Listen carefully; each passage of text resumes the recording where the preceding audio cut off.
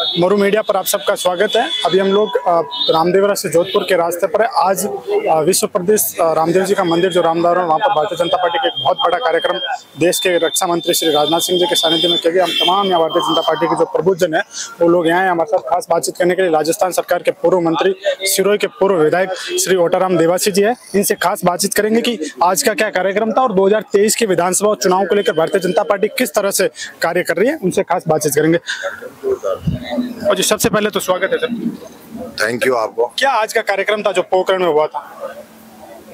मैं समझता हूँ आज की तारीख में जो कार्यक्रम बाबा रामदेव जी के चरणों में रह करके जो परिवर्तन यात्रा का संकल्प लिया हमने सबने कि आने वाले समय में हम इस राज को बदलेंगे, और सभी जनता ने मिल करके और सभी कार्यकर्ताओं ने मिल करके और भारतीय जनता पार्टी ने तय कर लिया है कि हम राजस्थान में परिवर्तन लाएंगे और लाकर ही रहेंगे। और जी भारतीय जनता पार्टी हर बार अपने कार्यक्रम किसी दिव्य स्थान से करता है। आपको नहीं लगता कि भारतीय जनता पार्टी हर बार हिंदुत्व के मुद्दे पर चुनाव लड़ती है? इसको लेकर आप क्या कहना चाहेंगे? मेरा तो इस आपके माध्यम से कहना चाहता हूँ कि कांग्रेस वालों को भी सलाह दो कि वो देवी स्थान से चालू करें, ताकि ये आध्यात्मिक धरती है जहाँ बाबा रामदेव जी का जन्म स्थान, और उसके बाद में आज पूरा भाद्रवा महीना जहाँ लाखों की संख्या में लोग लौटते लौटते चलते चलते एक आस्था के रूप में भगवान के दरबार में आते हैं।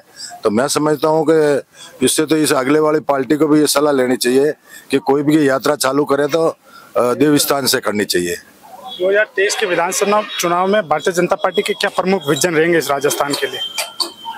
भारतीय जनता पार्टी का विजन मैं समझता हूँ कि जो सेंट्रल गवर्नमेंट ने जो विजन लिया है कि हमारा सबसे पहला काम था राम मंदिर का निर्माण करना, और वो अभी हम जनवरी में उसका उद्घाटन भी कर लेंगे। उसी तरह से कश्मीर का था हमारा मसला 370 हटाना, वो भी हमने कर लिया। और ऐसे तो हमने हजारों काम जो आज पूरे हिंदुस्तान का पूरा वर्ल्ड याद करता है, तो ऐसे हमारे देश के प्रधानमंत्री सम्माननीय नरेंद्र मोदी जी और हमारे राजस्थान में जिस तरह से भारतीय जनता पार्टी और दिल्ली में राष्ट्रीय भारतीय जनता पार्टी, हम सब मिलकर के एक ही काम कर रहे हैं। आने वाले समय में हमारा एक ही मिशन है कि राजस्थान को भारतीय जनता पार्टी के झोली में रखना है और कमल के फूल को जिताना है। कांग्रेस पार्टी जो कर्नाटक में जीत मिली, लगातार उस फॉर्मूले को राजस्थान में अपना रही है। आपको क्या लगता है इस पर कि कांग्रेस सफल हो पाएगी उस पर?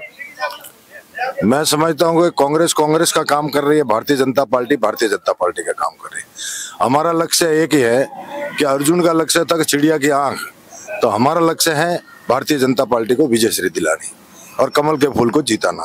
पिछले दिन जोधपुर के रावण के चबूतरा में देवासी समाज का महाकुंभ हुआ, जिसकी चर्चा देश में ही पूरे देश में हुई। बहुत ही लोगों ने इसकी प्रशंसा की। आप भी उस कार्यक्रम में प्रमुख थे, क्या कहना चाहेंगे उसको लेकर?